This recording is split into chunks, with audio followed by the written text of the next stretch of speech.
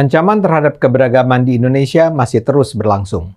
Sudah berulang kali kita mendengar di berbagai kota berlangsung pelarangan pembangunan gereja dan pelarangan umat Kristen untuk beribadah. Saya mendapat laporan lain tentang apa yang terjadi di Garut, Jawa Barat. Di kota ini juga terjadi tekanan kelompok mayoritas terhadap kelompok minoritas, meskipun sama-sama Islam. Tepatnya ada upaya untuk menghabisi umat Islam minoritas yang memeluk ajaran Syiah. Yang menjadi bulldozer untuk menghabisi Syiah di Garut adalah sebuah organisasi bernama KAPIS. Singkatan KAPIS itu mengalami perubahan. Ketika didirikan, singkatannya adalah Koalisi Antisipasi dan Pencegahan Ideologi Sesat. Kini kata sesatnya diganti Syiah, sehingga kepanjangannya menjadi Koalisi Antisipasi dan Pencegahan Ideologi Syiah. Syiah adalah sebuah aliran dalam Islam yang sebenarnya ditemukan di banyak negara. Di Iran dan Irak, Syiah adalah mayoritas. Di beberapa negara lainnya, termasuk Mesir dan Lebanon, walau bukan mayoritas, persentase kelompok Syiah dalam umat Islam cukup tinggi. Perbedaan Syiah dan Sunni semula tidak serius. Ini terkait sejarah masa lalu sesudah Nabi Muhammad wafat. Sebagian sahabat Nabi menganggap pengganti Nabi Muhammad sebagai pemimpin umat adalah Ali bin Abu Thalib, yang juga adalah menantu Nabi. Mereka menganggap yang layak menjadi penerus Nabi Muhammad harus datang dari keluarga Nabi. Tapi ini tidak diterima oleh sebagian yang lain. Mereka percaya bahwa pengganti Nabi harus dipilih melalui musyawarah. Sejarah menentukan yang akhirnya menang adalah pilihan kedua.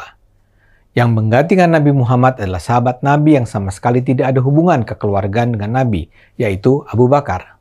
Meski terkesan awalnya sebenarnya sepele, ternyata perpecahan itu berbuntut panjang.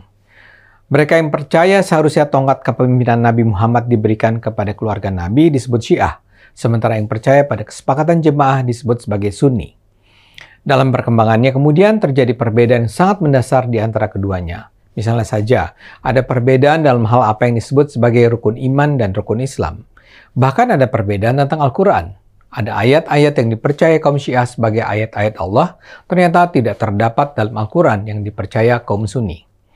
Apalagi soal hadis, alias catatan tentang ucapan Nabi Muhammad semasa hidupnya. Banyak sekali hadis yang diyakini kaum Sunni sebagai kalimat Nabi Muhammad tidak dipercaya oleh kaum Syiah, dan begitu juga sebaliknya. Yang ingin dikatakan di sini memang ada persoalan serius di antara keduanya. Sejarah mencatat konflik Sunni dan Syiah terus berlangsung sampai saat ini. Di Pakistan misalnya, konflik antara kaum Sunni yang mayoritas dan Syiah yang minoritas dapat mengakibatkan jatuhnya korban nyawa. Media memberitakan sudah ribuan nyawa melayang akibat perpecahan ini. Namun, seiring dengan kemajuan peradaban negara-negara Islam, perbedaan di antara kedua aliran besar ini secara perlahan bisa didamaikan. Perbedaan-perbedaan yang semula nampak tak bisa dipertemukan, secara perlahan dianggap sebagai perbedaan biasa yang dianggap seharusnya tak menimbulkan perpecahan. Ini yang juga terjadi di Indonesia. Syiah di Indonesia hanya menempati porsi sangat kecil. Tak ada sih sebuah statistik yang pasti, tapi jumlahnya diperkirakan hanyalah sekitar 500.000 sampai 5 juta. Di Indonesia, keberadaan Syiah diakui. Bahkan Majelis Ulama Indonesia mengakui Syiah sebagai bagian sah dari Islam yang berbeda dengan sikap MUI terhadap Ahmadiyah yang dianggap sebagai aliran sesat. Tapi walau diakui secara legal, ini tidak berarti kaum Syiah di Indonesia bisa hidup tenang. Dan inilah yang terjadi di Garut. Komunitas Syiah di Indonesia sebenarnya sudah hidup damai sejak lama di kota santri tersebut. Tak ada penolakan, tak ada keberatan. Semua berjalan baik.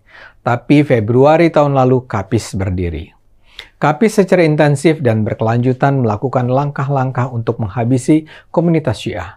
Mereka gencar melakukan audiensi dengan Majelis Ulama Indonesia Garut, Departemen Agama, Kasbangpol, Kodim, Kapolres, Kejari, dan DPRD Garut.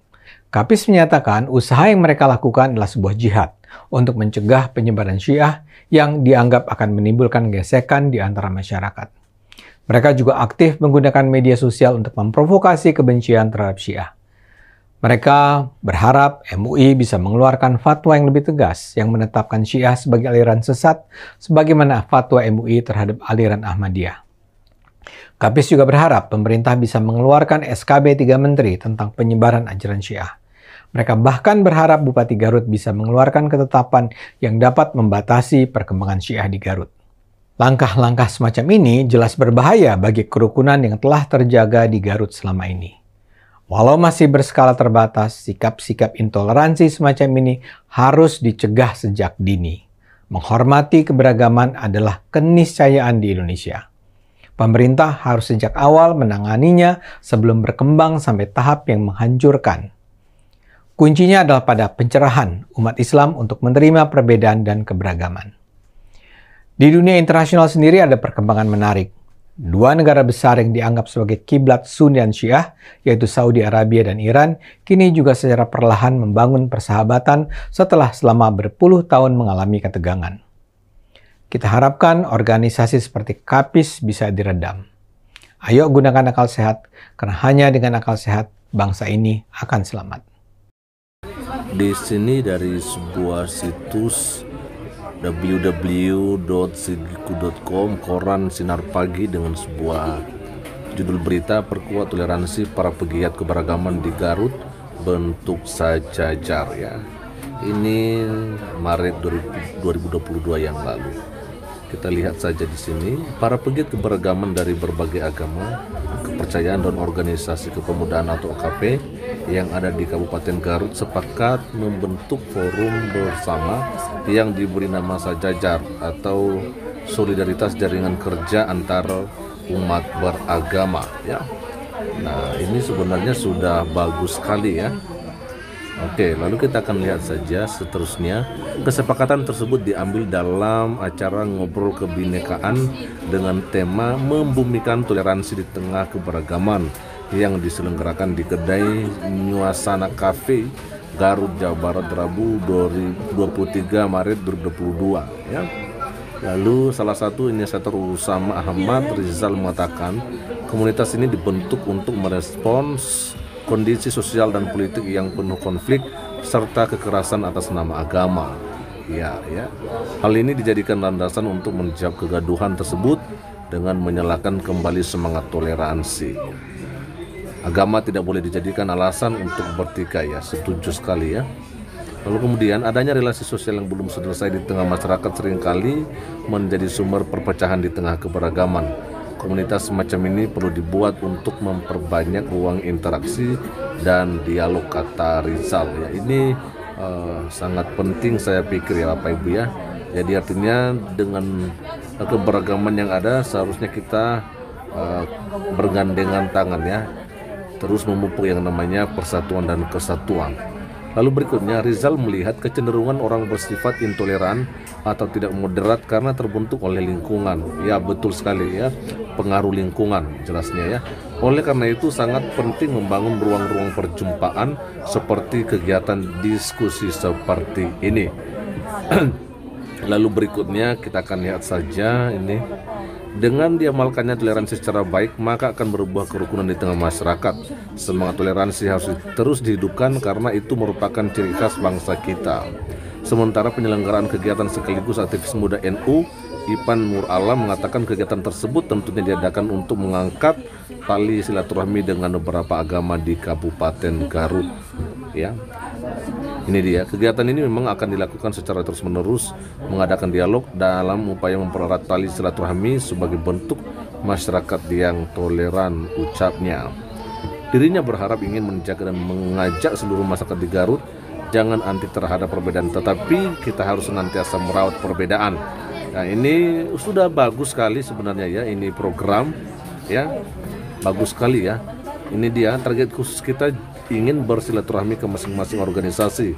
Nanti kedepannya kita ingin bikin bentuk forum, kalanya kita akan melaksanakan safari, kita melaksanakan silaturahmi ke gereja, kemudian ke NU, Muhammadiyah dan sebagainya, tambah IPAN ya. Ini tentunya yang seharusnya dilakukan, tapi dengan apa yang tadi disampaikan oleh Bang Ade Armando ya, tentu sebuah terobosan kembali harus dilakukan ya.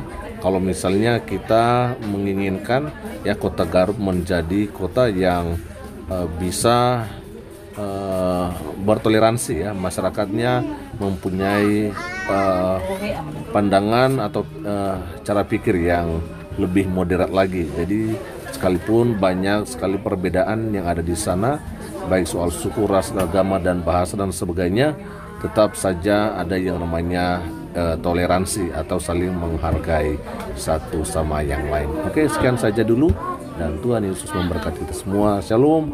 Assalamualaikum warahmatullahi wabarakatuh. Om Swastiastu, Namo Buddhaya, salam kebajikan.